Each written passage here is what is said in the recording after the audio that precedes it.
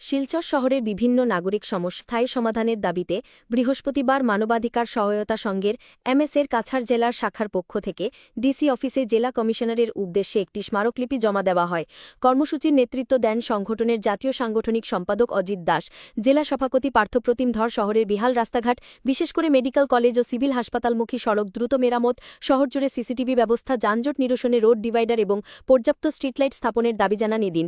সংগঠনের সম্পাদক পিকলু দাস, সাংস্কৃতিক সম্পাদক হারাধন দত্ত, রাহুল ভট্টাচার্য ও শুভঙ্কর চক্রবর্তী সহ অন্যান্য সদস্যরা উপস্থিত ছিলেন। মিটিএন নিউজ, শিলচর। শিলচরে রাস্তাঘাটের মেরামতি এবং শিলচরের বন্যার যে সময়ে যে ভয়াবহ পরিস্থিতি সৃষ্টি হয় তার মোকাবেলার জন্য নালা নর্দমাগুলো সম্পূর্ণ ঠিকভাবে করার জন্য আহ্বান জানিয়েছি।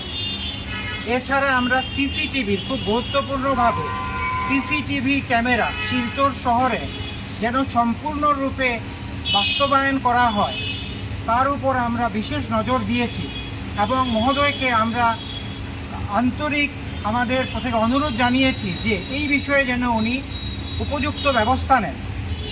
তাছাড়াও আমরা রোড যেটা আমাদের পথের ডিভাইডারগুলো সম্পূর্ণ স্থানীয়ভাবে যাতে বসানো হয় এই ব্যাপারেও উল্লেখ করা হয়েছে আমাদের প্রতিবেদনে। এবং উহার সঙ্গেও যেগুলো সড়কের আলো, যেগুলো রাত্রির দিকে যেগুলো আলো আমরা সাধারণত যথেষ্ট না থাকার জন্য দুর্ঘটনার সম্মুখীন হতে হয়, সেই আলোগুলো, সেই শহরের আলোগুলো এলইডির আকারে যাতে আরও বৃদ্ধি করা হয় এবং কোনো রকম দুর্ঘটনা এড়ানো যায়, এই বিষয়গুলোর উপর দৃষ্টি রাখতে আহ্বান জানিয়েছি।